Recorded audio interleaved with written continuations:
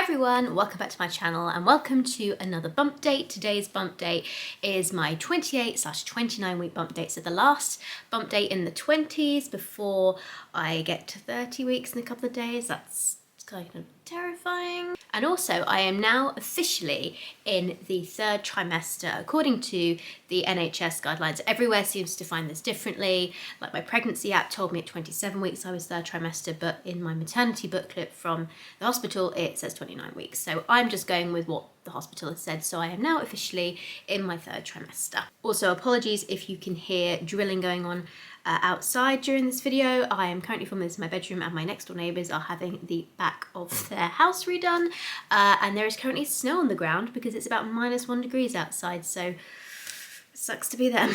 Okay, moving on to the things that have happened in the last 2 weeks. I've got my notes here. So the first thing is I feel like these 2 weeks are the weeks where I have really like properly popped, so to speak.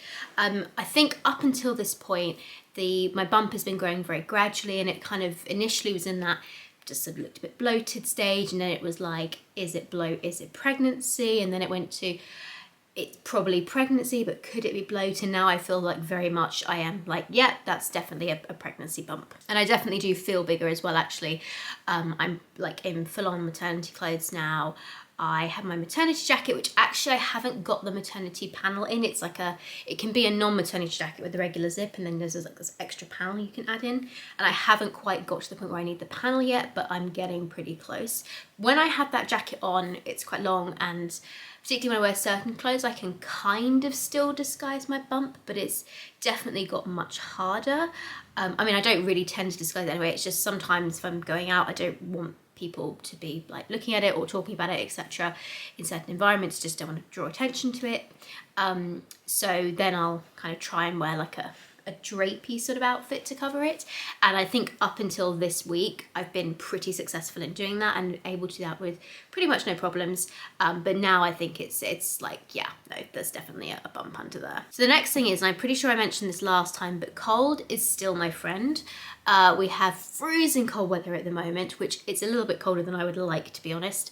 But generally speaking, the cold is great because I'm able to go outside, I'm able to walk further when it's cold, as long as I've got like enough layers on to be warm enough that I'm not freezing, but there's still enough cold air kind of blowing at you and just in the general temperature for me to not feel faint, because as I said before, the heat is what I really think was making me faint beforehand, and when I was getting too hot, that's what was making me feel funny. So with the cold weather, that just doesn't happen, and if I am sitting inside somewhere and I'm getting a bit hot, I just need to step outside, get a blast of cold air, and I usually feel better straight away. So that is really helping. And on that note, I think my energy levels have been much better recently. In the beginning of my first trimester, I remember I kind of was a bit tired, more tired than usual, and obviously the nausea was just the worst part of it. And then my second trimester, which is the part that everyone says is like the best, I say everyone, you sort of told is the best, and then when you actually get to it and you start saying, oh no, it's not feeling any better, people kind of come out of the woodwork and tell you, oh no, my second trimester was still just as awful. But you don't hear that when you're just getting pregnant. Everyone sort of says it's the second trimester. So I was better nausea-wise in my second trimester, and that was great.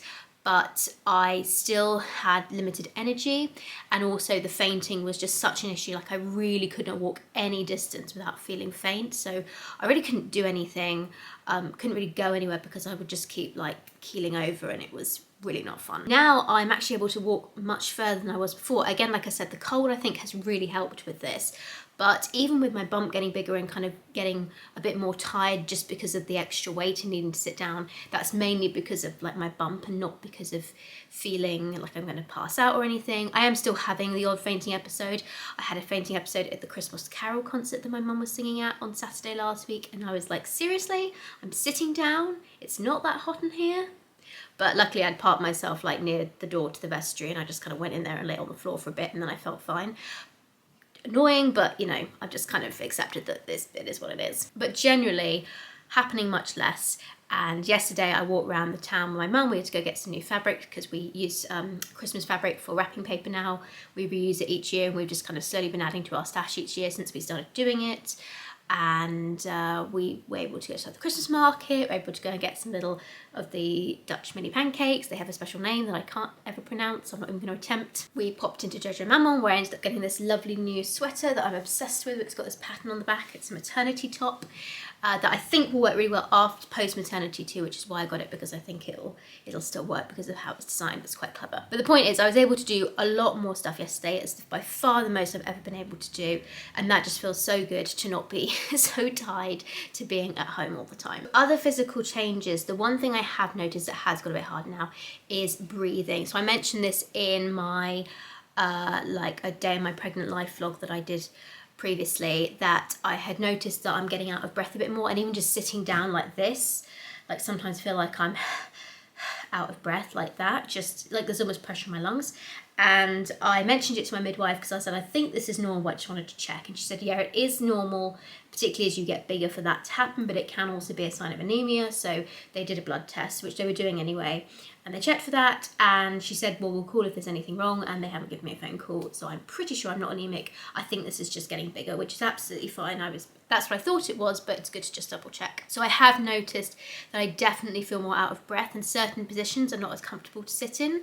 So I sometimes find it easier to lie back, so I'm kind of like stretched out, but definitely like feeling some of the pressure of getting bigger sort of move up into my lungs. To be honest, my lungs have never been that great to begin with. Like there's nothing really wrong with them. I had an inhaler when I was in my teen years because like they did those lung function tests and my lung function wasn't that good, but there's no like underlying cause for why it is. It's just my stamina has always been quite poor, even though I did a lot of dancing and other sports, etc. That's just how it's always been. So I was always pretty confident that this was going to happen. So this didn't really surprise me, and it's not too bad at the moment. So fingers crossed, this is not going to get too severe, and we'll get through this next bit. Another update I have is that my mum very kindly bought me the BB Hug Me pregnancy pillow, which I have been debating for a long time whether or not it was worth getting this, because it is so expensive. It's like £150 brand new. Anyway, unbeknownst to me, she managed to find one secondhand online through like Facebook Marketplace or something, and reached out to them, and it was still available, and she bought it for me, gave it to me as a surprise. And honestly, this pillow is amazing. Let me just grab it off my bed here for you to see. So you can see it's like this really big long sausage with these ends that you can kind of tighten or loosen. So depending on how squishy you want it or how firm you want it, you basically adjust these to make it tighter or looser, and it can just kind of mold into any shape you need it. And honestly, so far it's been brilliant. I've only used it for 2 nights so far, but I was having real problem with having hip pain in the night, but even like lying on my side, even with like a pillow stuffed between my legs, it wasn't working. They weren't quite bulky enough, and I would double them up and it would just move in the night or whatever. Anyway, so my hips were really getting quite sore, and I can't really lie on my back, I can't sleep on my back, and obviously I can't sleep on my stomach because there's a big bump in the way. So I was really delighted to be able to try out the BB Hug Me, and honestly it is just brilliant. My Dream Genie just wasn't puffy enough. That's the previous maternity pillow I had, so yeah. I can say from my experience so far, I do recommend investing in one of these, and I'm sure I will use it post-birth as well. And I guess finally what I wanted to kind of give in this week's update is that I have been feeling just a lot more positive, which is so nice, because so much of my pregnancy has been so miserable, has been filled with anxiety, depression, everything else going on, and it wasn't what I expected, and it's just been really difficult. And just in the last couple of weeks, my mindset seems to have shifted a bit.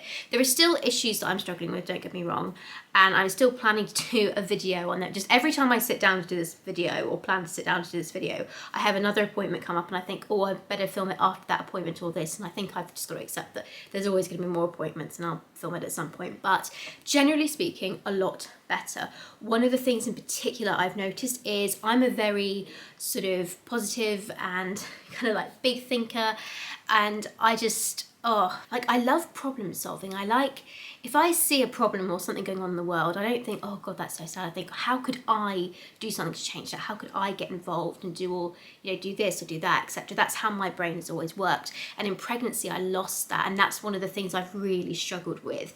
But that has seemed to come back more recently. So it's really great to kind of have this like bubbliness almost, and this kind of like desire to go off and do new things and get involved in stuff come back, because that's really a part of me, and that's something I just always have been. Like, I've always wanted to kind of problem solve and get creative, etc. And actually one of the things that has kind of triggered me into thinking about kind of how I could do things differently, or other roles I could do, etc., has been a series that's currently playing in the UK called The Traitors. So I believe this first came, well, I know there's a series in Australia because my Australian cousin informed me that there's one that's been done over there and it's finished, and my mum and I have found it online and we're watching our way through it because the UK one hasn't finished yet. But without going into the details of what The Traitors is, the one thing that's really fascinated me from watching this is the amount of men on here, specifically the men, on both the Australian one and the UK one actually, who justify their self-worth in their job, like, because I'm a business owner, because I'm a lawyer, because I'm a this, because I'm a that, and I'm just like, what? But also, the number of them that go, I've got great leadership skills because of XYZ, and then actually they've got terrible leadership skills, has just like blown my mind. And then it led me to think about, hang on a second, all these are the people, men specifically, applying for those leadership roles who actually are not very good at leadership. And this explains why so many companies and businesses and other things that, we interact with and deal with are not doing very well. And this basically led to me deciding that in my kind of next stage of work life, I am definitely going to apply for a lot more leadership roles than I possibly would have done beforehand, just based off of seeing how freaking confident some of these men were when they had no leadership skills whatsoever. And I've actually had to kind of rein myself back in a bit, because I've had to remind myself, no, Bryony, you are actually pregnant, having a baby quite soon, and the whole reason I had a baby now is because I have a job and a work-life balance that I think works quite well with having children. I wanted to do that for a couple of years before going off and doing something else in terms of business, or going into more of the corporate world or whatever, I don't know. But I do like creative problem solving, I do like leadership stuff, etc. So it kind of bolstered me a bit in doing that, and I hadn't felt excited about that in a long time. So that was really nice, but I did have to rein myself back in a bit and be like, not now, Bryony, not now, but in the future. So that was slightly off topic, I guess, for the bump date, but it was relevant in that it's something that I've been watching and enjoying. And actually my mum's watching it with me. There's very few things we'll watch together, but we watch that together and it's quite fun, so that's really nice. But also that it's sort of managed to spark something in me and an interest in thinking about the future and doing new things and trying new things in a way that I've not felt kind of excited about for quite some time. So that was really nice. I just had to keep reminding myself, now is not the time. But anyway, that's it for the updates, I think, in terms of things that have changed the last 2 weeks. And now let's do my bump shot. Okay, so here is my belly from the front and from the side, with my brand new top on. If I pull this up, belly from the front, just hold this up here, and from the side.